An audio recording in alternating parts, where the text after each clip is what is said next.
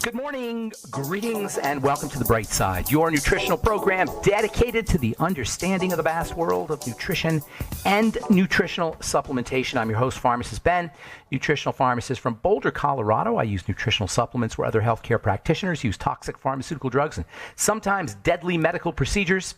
If you suspect that there are natural nutritional roads to your health and vitality and well-being, and to addressing your health challenges, whatever they may be, but you don't know where to begin, you have come to the right place. As you listen to The Bright Side every day, you are more and more in control of your body, you are more and more knowledgeable, and you know you can overcome any health challenge.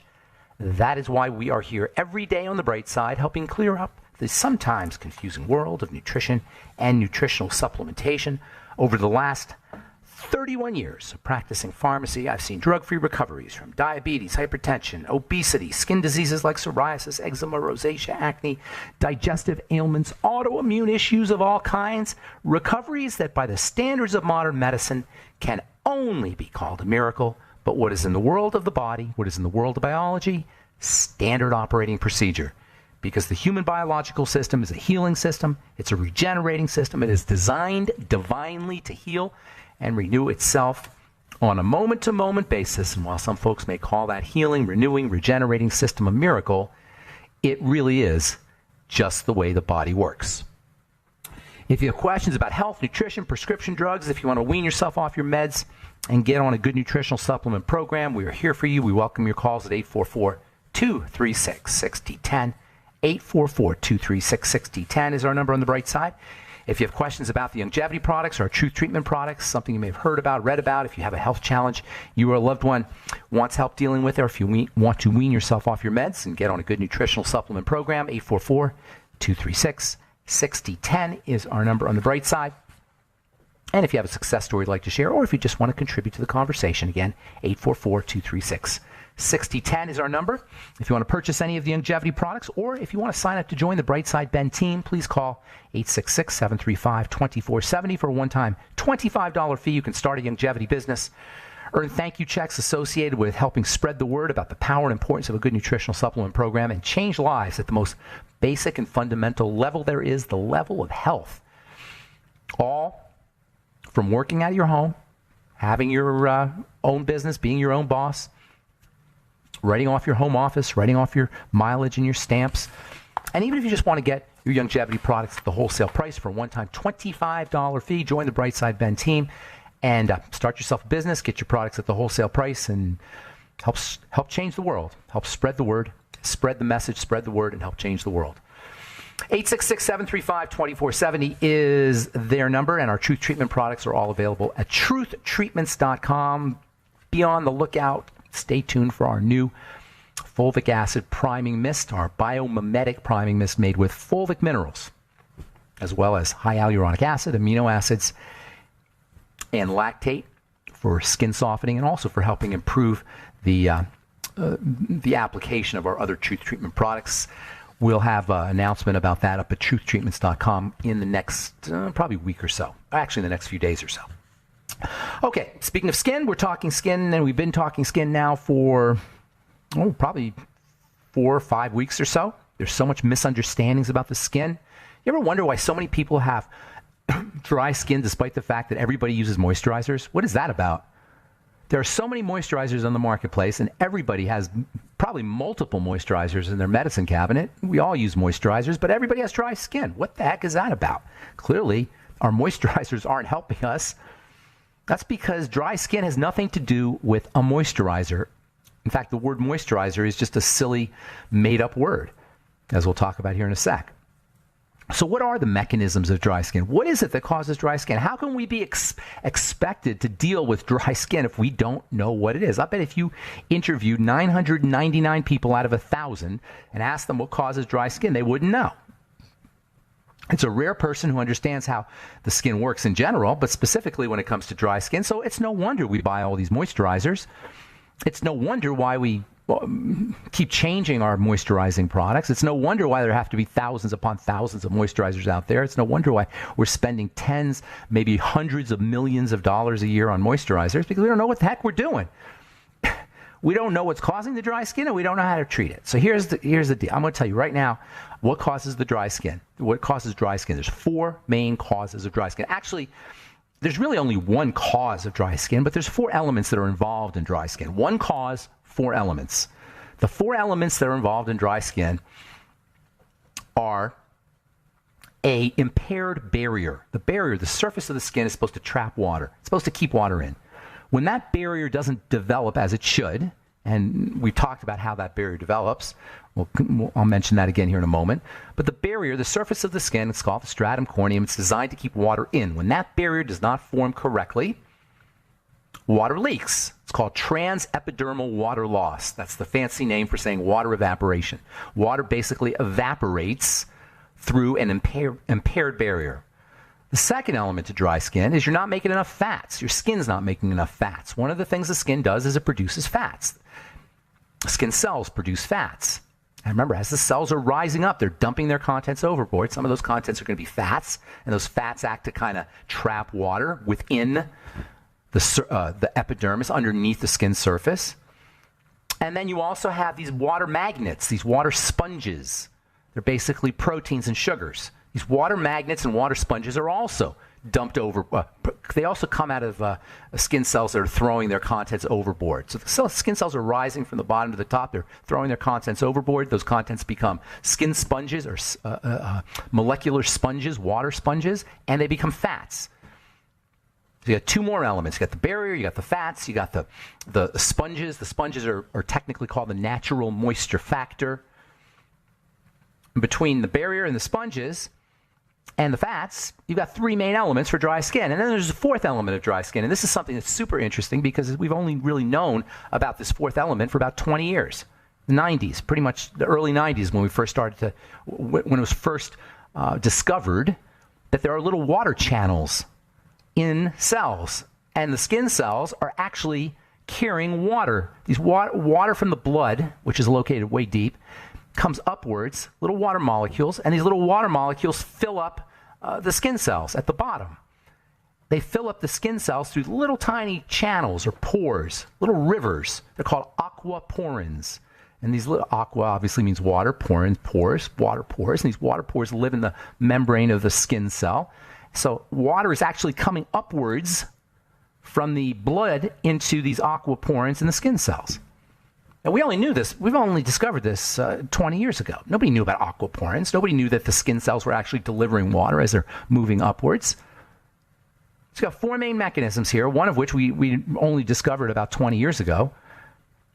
Barrier, you got your lipids, you got your water sponges or natural moisture factor, and then you've got your aquaporins, which are all being derived from the blood. These are the 4 molecular or cellular characteristics of dry skin. But all of it has one issue. There's one problem. There's one cause that affects all 4 of these elements. And that cause is the skin cell. The skin cell is what is forming the barrier. The skin cell is what is dumping over the lipids and the natural moisture factor. And the skin cell is what is carrying the water through the aquaporins. It's the skin cell. Dry skin is a skin cell problem. It's a cell problem. And this should come as zero surprise to anybody who's listened to this program because all disease is cell disease. And I know dry skin isn't like a disease, but it's still a pathology. It's still something wrong. Skin's not supposed to be dry. Human skin should never be dry. If we have dry skin, it's not a cause for freaking out, obviously. It's just dry skin, but it's a sign. It's a signal. It means something's not correct. And because all of us have dry skin, we never think of that. Because all of us have dry skin, we just assume that it's normal to have dry skin. But it's not. It's a sign of a sick skin cell. A skin cell that's not doing its business. A skin cell that is somehow malnourished. A skin cell that is somehow hypoxic, doesn't have enough oxygen. And a skin cell that is somehow accumulating toxicity. It's the same stuff that goes wrong anywhere else in the body. And to effectively treat dry skin, you got to know how to treat the skin cell. You got to know how to treat all your cells, no matter what your health challenge is. The good news is it's not that hard. It's basically everything we talk about here on this program, and it's no different if you have a kidney disease or if you have dry skin or if you have atherosclerosis or whatever. All right, 844-236-6010 is our number. I'm Pharmacist Ben. We'll return right after this.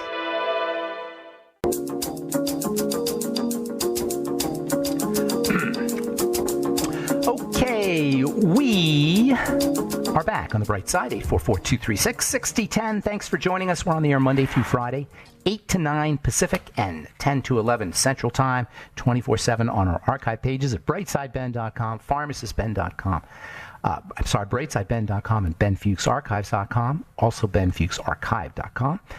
And you can purchase longevity products off brightsideben.com, pharmacistben.com, and criticalhealthnews.com. Okay, so talking about dry skin, one of the most troublesome of all the minor things that can go wrong in the body, one of the most troublesome is dry skin. And by the way, we don't even really know we have dry skin. What we feel when we have dry skin is hard skin. Nobody knows about dry skin. It's the hardness, the brittleness of the stratum corneum that is so uncomfortable. And it's this brittleness of the stratum corneum, the brittleness of the skin cells on the surface, that allows us to think that when we put a moisturizer on, we've moisturized our skin. What we've really done is we've softened that brittleness.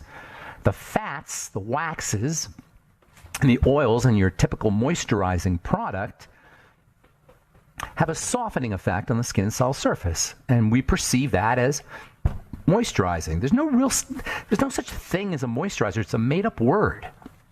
Moisturizer, the word moisturizer is a neologism. A neologism is, neo means new, log means word. It's a new word. It's just a made-up word. It's an advertising word. It's a marketing word. Some genius on Madison Avenue, probably at the turn of the 20th century, came up with the word. And now we all use it. Doctors use it. Scientists use it. Cosmetic chemists use it. It doesn't mean anything. There's no such thing as a moisturizer. It's the dumbest word in the English language because it just doesn't even make sense. How do you moisturize? Think about it. When you moisturize, moisture is water, so you should be able to stick your hand in water and you moisturize. That doesn't happen. In fact, if you stuck your hand in water for 3 days, you probably have a severe wound. There's something called MASD.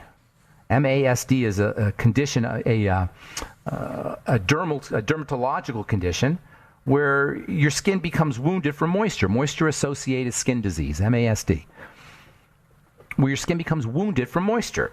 If you leave your hand in moisture long enough, it'll get inflamed. You can get wounded.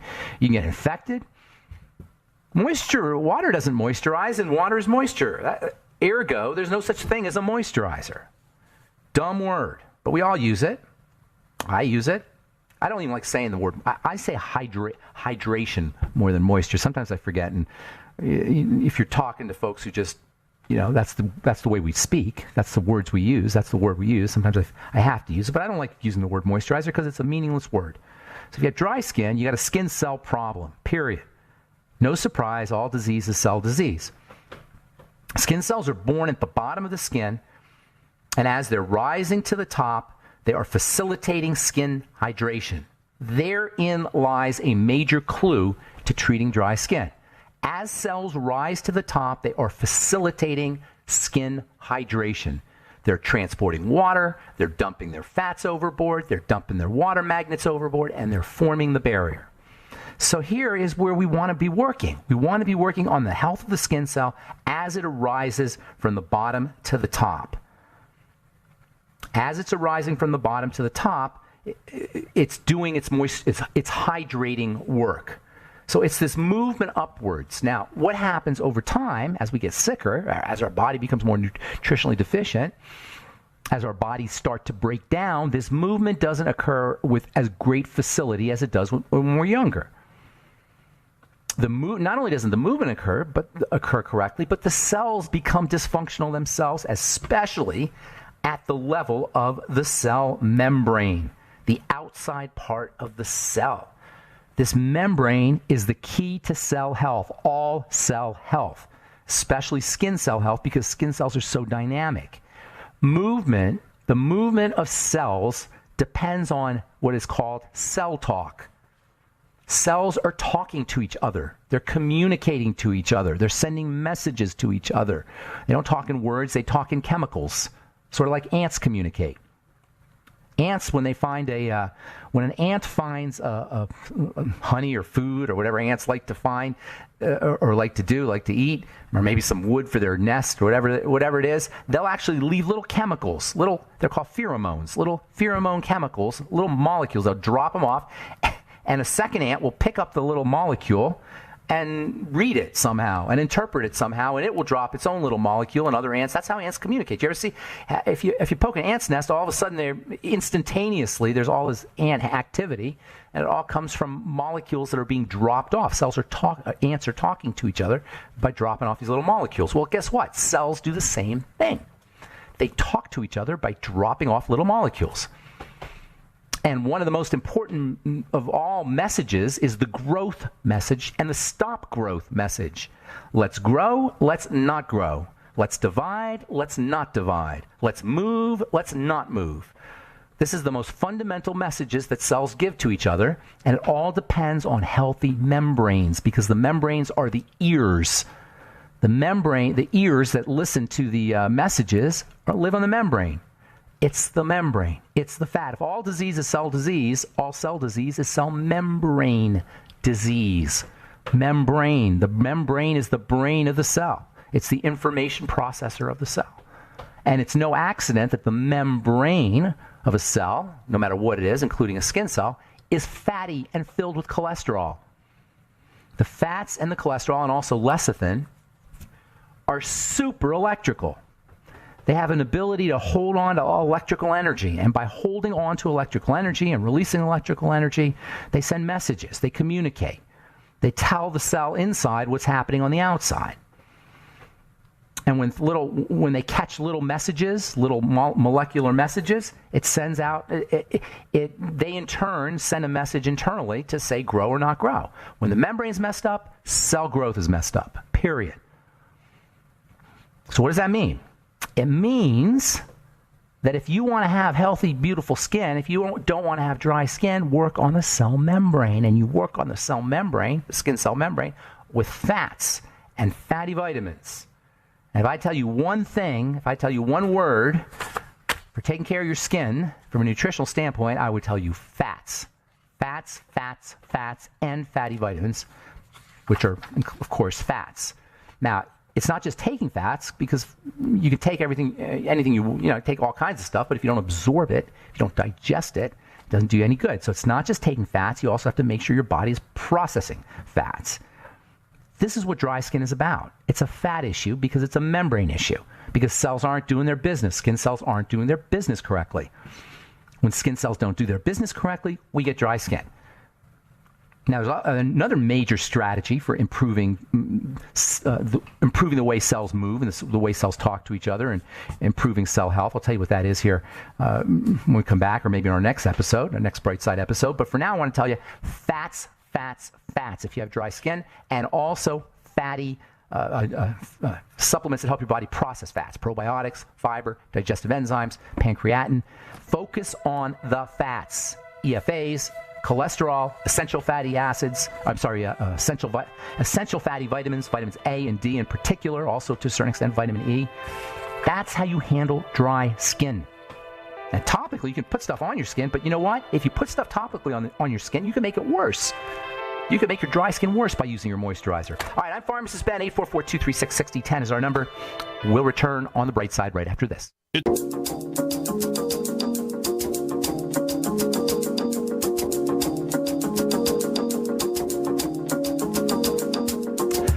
We are back on the Bright Side. Got lines open for you at 844-236-6010. We'll get to your calls here in just a moment. 844-236-6010 is our number if you have questions about skin health or anything we're speaking about here today, or something you may have heard about, read about, or if you just want help with a health challenge that you or a loved one is dealing with. 844-236-6010 is our number on the Bright Side. If you want to purchase longevity products, you can call 866-735-2470, 866-735-2470. Or if you want to sign up to join the Brightside Ben team, you can call 866-735-2470, or you can head to our websites, brightsideben.com, pharmacistben.com, or criticalhealthnews.com. 844-236-6010 is our number. We'll get your calls here in just a sec. From the journal Nature, inflammation drives the progression of Alzheimer's disease. According to a study published in the journal Nature, scientists of the German Center for Neurodegenerative Diseases in the University of Bonn in Germany, inflammatory mechanisms caused by the brain's immune system drive the progression of Alzheimer's disease. No kidding. Everything that goes wrong in the body is about inflammation and protection, immunity. Why is this important? It's important because it's the key to reversing disease. It's the key to understanding how to reverse disease. If you can tell the body to stand down, if you can tell the body that it's not necessary to have its defense system activated, inflammation will be suppressed. Now, you can take drugs to suppress inflammation, and that is indeed a major medical strategy, to suppress inflammation pharmacologically. But that's not how you want to do it, because the inflammation is your friend. It's a good thing. It's protection. You don't want to just shut it down. You want to figure out what's causing the attack. Now, when we talk about an attack in the body, we always mean the blood. We don't say it. But you should know that whenever we talk about something getting in the body, or we talk about the body protecting itself, we're referring to the blood. The blood is the common factor to every cell in the body. It's what every cell in the body has in common, is the blood and the lymph. The lymph and the blood, they're basically the circulatory system. If you have Alzheimer's disease or any chronic long-term degenerative disease, you by definition literally have a blood and lymph problem. The blood and the lymph represent the entrance point of toxicity and duress. The blood and the lymph also are involved in nutritional deficiencies and lack of oxygen, the three major causes of disease, of cell disease. Work on the blood. All disease is cell disease. All cell disease is preceded by dirty blood. Work on the blood. You work on the blood by focusing on digestive health. It's the main way things get into the blood. That's why all roads lead to the gut. All roads lead to the intestine. All roads lead to the digestive system. All roads lead to how we eat and how we process food. Period. It is so simple. And I'm not saying that because I'm Mr. Food Guy. I'm saying it because it's just logical chemistry. It's just logic. It's not good person, bad person. It's not like, we have all this baggage associated with food. It has nothing to do with that. It just has to do with, if you're sick, this represents the major leverage point, the major control point we have over our health, over our wellness, and over our bodies. The level of the gut, the level of food, the level of the digestive system. Let me read one more here, and then we'll get to your calls. 844-236-6010, and we do have lines open. This is from the Johns Hopkins Bloomberg School of Public Health. Diet rich in apples and tomatoes. Actually, I think I read this. I might have done this story here a couple of days. I will do it again. Diet rich in apples and tomatoes may help repair lungs of ex-smokers. Apples and tomatoes are sources of very important phytonutrients, especially something called lycopene. But the best way to make sure that you're getting the nutrients from your apples and your tomatoes is to heat them slightly. Now, with apples, it's obviously it's going to be a little tricky.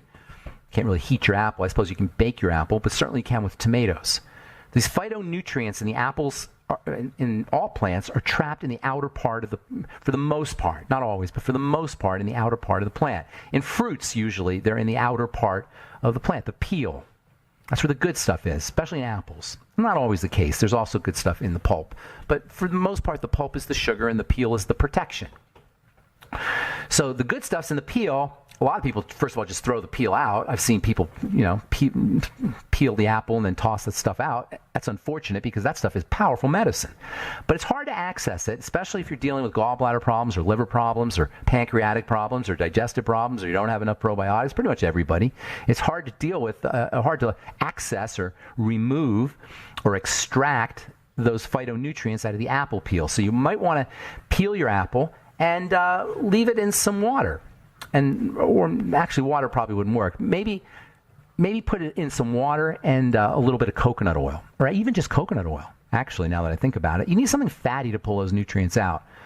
Or if you're going to eat apples, make sure you're using digestive enzymes with your apples. Make sure you're using lipase with your apples.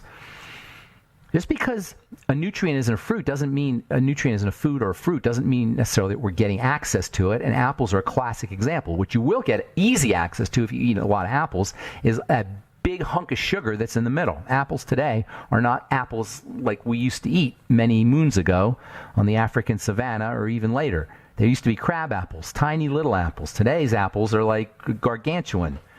They're like freak apples. There's some pretty darn big apples out there, and when an apple gets bigger, it's not the peel for the most part that's getting bigger, it's the pulp. A little bit the peel, but for the most part, it's the sugar part that's getting bigger. You don't have to eat the whole apple, and definitely don't toss out the peel. All right, 844-236-6010 is our number. Let's go to the phones and talk to Abra in West Virginia. Good morning, Abra. How you doing? Hey, I'm doing fine. I'm off topic, but I wonder if you'll consider doing a series on the ABO blood groups. You're talking about the Eat Right for Your Type, blood type, that thing? Well, I've heard about it, but I really don't know. And I'm not a big fan. It doesn't sound right to me. I mean, I'm sure there are differences in how human beings process food, but it makes more sense to me to treat yourself as an individual, not as a blood group. There's 4 major blood groups: A, B, and O. Right? You probably know that. Correct. And according to this guy, Peter Diamo, I think he says his name. He wrote a book called Eat Right for Your Type. Most of you guys probably heard of this. Different blood types have different food needs. I don't know the specifics of it. I think it's like Group A can only eat dairy and Group B can't eat meat. It's things like that. I'm not sure the specifics of it. But I don't know if that's necessarily right, because animals have blood types too, Lions have blood types, and deers have blood types, and cows have blood types, and dogs have blood types. But they don't eat right for their type. A lion doesn't eat right for his blood type, does he? He just eats what he eats. No, he just eats what he eats. There's no special diet for lions. Like some lions only eat meat, and some lions don't eat dairy, and some lions. Animals have specific foods they like to eat, regardless of their blood type. So I'm not totally convinced about it. And even if it were true, we are so deficient in B vitamins as a culture. We are so deficient in protein. We are so deficient in fats and fatty vitamins. We're so deficient in so many things that eat right for your blood type, even if it was true, that's like worrying about a mosquito flying around your head when you have an elephant on your roof. The elephant on the roof is nutritional deficiencies that we all have. Once you get that taken care of, then maybe eat right for your blood type. I don't know enough about it, except I do know that animals don't eat right for their blood type, and it makes me suspicious about this whole eat right for your type. So first of all, let's take care of the big problems, which is nutritional deficiencies, and then we'll worry about eat right for your blood type. That's the best I can do for you there, Abra. I hope that helps. Okay, thank you so much. Have a great day, and we got more calls to get to when we come back from our break. 844-236-6010 is our number. I'm Pharmacist Ben. We'll return right after this.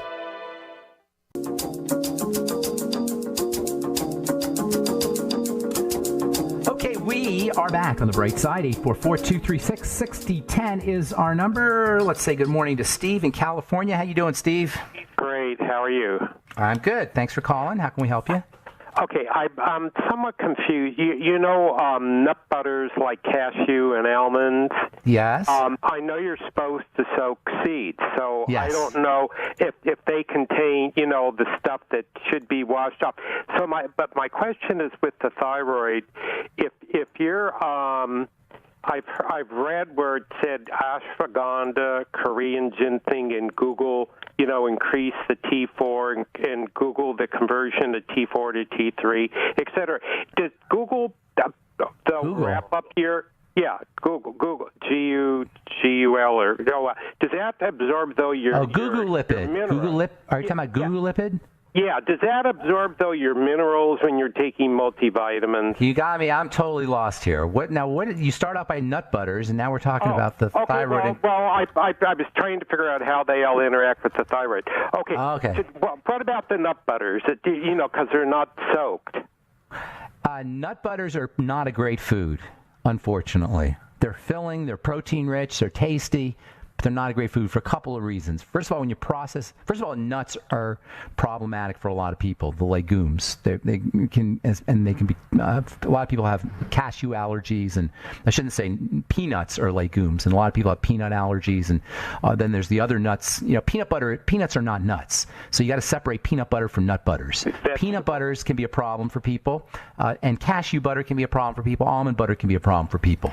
But the real issues with nuts is they tend to be roasted. Nut butters, they tend to come from roasted nuts, so you're getting rancid fats in there, and that's the biggest problem. Processed nuts are just not a good food. I eat raw organic.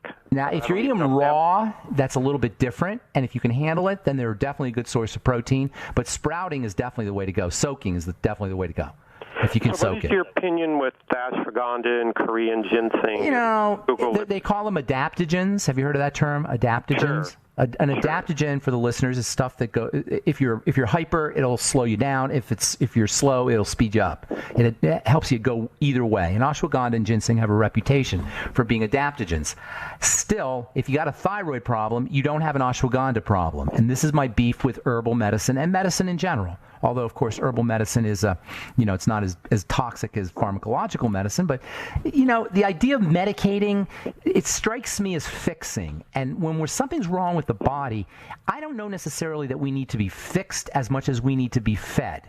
You follow me? There's something missing. I'm always looking nutritionally. Now, can it help you? Yes, maybe. Ashwagandha is certainly not going to hurt you. But you're not dealing with the underlying problem. You're not dealing with the digestive issues that are usually underlie thyroid problems. You're not dealing with the blood sugar issues. If there's likely estrogen issues or cortisol issues, none of these are being addressed, although you may symptomatically feel better. That's the only thing I have. That's the only problem I have with ginseng and ashwagandha and herbal medicine in general. So what is your opinion of DIM, too? Same idea. DIM, for the listeners, I actually know quite a bit about DIM, diindolyl methane. The guy who invented who first extracted the molecule was an anesthesiologist here in Colorado, in Boulder, actually. And I got to, when I had my compounding pharmacy, he brought me a whole bunch of DIM to work with before it was released for topical. I was making topical products with the DIM. So I studied DIM a lot back in the 90s. There's another one called I3C. These are both elements that tie up estrogen, and by tying up estrogen, they can provide lots of benefits, because remember, estrogenic health challenges are behind a lot of autoimmune issues, thyroid issues, Alzheimer's, fibromyalgia, a lot of reproductive issues, cancers. So by kind of protecting the body against excess estrogen or against toxic estrogen, diindolyl methane, DIM, and I3C can give you some health benefits. There's more important things. It's not going to hurt you. Definitely not going to hurt you. And DIM, by the way, and I3C both are found in broccoli and Brussels sprouts and cruciferous vegetables, which accounts for the real powerful anti-estrogen or estrogen balancing effects of the cruciferous vegetables. Of course, then you have the thyroid thing people talk about. Go ahead. I'm sorry. Do they screw up the thyroid, though? Yeah, I was about to say they're supposedly goitrogenic, but again, if you have a thyroid problem, the problem isn't the broccoli. The problem is underlying metabolism. It's the estrogen, how you're processing estrogen. It's cortisol, stress hormone. It's the digestive system and the blood sugar system, and that's where you want to be. Cruciferous vegetables are so valuable and so healthy. And by the way, if you steam your vegetables, your cruciferous vegetables, they don't have the same goitrogenic properties. I don't know that you're necessarily going to get a goiter or destroy your thyroid with the cruciferous vegetables. So it's kind of like you have to make your own decision. Personally, I think the nutritional value of the cruciferous vegetables far outweighs any potential negative benefits or negative issues. So what I would be doing is I'd be doing the cruciferous vegetables and focusing on my digestive system first and foremost. T3 to T4, T4 to T3, which is activating your thyroid hormone. Guess what part of the body activates thyroid hormone? Steve? Are you asking me? Yeah. What part of the body, given that you listen to this program and it's something I talk about all the time, what part of the body activates thyroid hormone? The intestine. Okay. The gut. Your digestion. Yes. So that's what you want to focus on. That's the best way to make sure you're activating. And then autoimmune disease, or autoimmunity, which is a leading cause of Hashimoto's hypothyroidism, which is one of the major reasons why we're hypothyroid. That also is a gut issue. So all roads, once again, lead to the digestive system, and that's where I'd be focusing. How often do you suggest taking HCl? I know you if you have a problem with it, take it every meal. If you don't, if you don't, you have to see. This is how you do it. If you don't, I call it functional dosing. You take HCl and see if your digestion improves. If it does, you stay on it. If it improves a little bit and then you take more and improves more, take more. If it improves even more when you take an extra dose or a bigger dose, then you keep raising the dose until you don't notice any improvement. That's called functional dosing. You answered my questions. You're really great. Okay, good. Thank you, Steve. Have a great day. You have a great day. I'm glad you called. All right. Sandra in Florida, good morning. What's going on? Welcome to the Bright Side. Thank you for taking my call. Good afternoon. Sure. My sister has been hospitalized twice this month, and she's there right now in a hospital where she was just told yesterday she has C. diff. Okay, gotcha. Did you write a letter, by the way? Somebody wrote me a letter earlier today. I wrote an email, yes. Yes. So she's got a C. diff infection. Yes. She was admitted a few weeks ago with severe diarrhea, with bleeding, stomach pains, and all that. Yeah. That's an awful thing. That's an awful thing. Can I give you a little background? Prior to this, she had a surgery of her shoulder, so she had been on medication. Hey, I need you to speak away from the phone. You're exploding in the phone here. I can't quite understand you. So speak away from the phone. Okay. Say that again now. She had a shoulder surgery not long ago. It's associated with hospitalization. It could be what's called a nosocomial infection, an infection that you get in the hospital, and that unfortunately does happen. Are they saying it's antibiotic resistant? Well, they're saying that it was caused by the antibiotics. Yeah. Well, antibiotics can definitely do it, and that's one of the problems that you have with antibiotics. It's going to be a tough road for her. What she really needs to do is be really, really, really focusing on intestinal health when she gets out of the hospital. Problem is, they're going to probably pump her full of other antibiotics, right? What are they giving her? Yeah. I'm not sure what they're giving her. They give the big guns. They give the heavy guns. Have they talked about fecal transplant? No. You might want to look into fecal transplants. That sounds kind of gross, but that's where they put the fecal bacteria from a healthy person into the into the intestine of an unhealthy person to introduce healthy good bacteria in through the colon. That might be something that she wants to think about. It's been shown to be an effective treatment, so you might want to look into that. It's called fecal transplant. Fecal transplant, fecal microbiota transplant. All right, I got to go. We're out of time. Thanks for your call, Sandra. Good luck with your sister. God bless you. Let's see if we can get Natalie in real quick. Natalie, got something quick for us? Natalie? Yes. Natalie, hi, Ben. How are you? I'm doing good. We only got about a minute, though. Oh, gosh. Okay, skin. All right, quick question. As far as, using water on the skin to cleanse it off, how many times can you do that? I mean, if you're exercising almost every day, is it going to hurt the skin? No. It's not going to hurt your skin to have a little dirt on your skin, a little sweat on your skin. It's not going to hurt to wash. But, you don't necessarily need to wash as much as you think you need to wash. Unless you're totally filthy and stinky. If you're sweaty, that's true. You want to get that off your body. But, unless it's pretty dramatic, you don't need to be taking several showers a day or washing your hands. Probably you want to do that a little bit more, especially if you're around dirt or, for bacterial contamination. But taking showers all the time and rinsing your whole body, we overdo it a little bit, and the soap is definitely not a good thing. Natalie, I'm out of time. Only got about 20 seconds. Have a great day. Good to talk to you. Thanks for listening to The Bright Side, friends. Please check out my websites, brightsideben.com for all the longevity products, as well as criticalhealthnews.com and pharmacistben.com. And our True Skin Health products are all available at truthtreatments.com. Have a wonderful, beautiful, awesome, spectacular day. We'll talk to y'all later. Bye for now.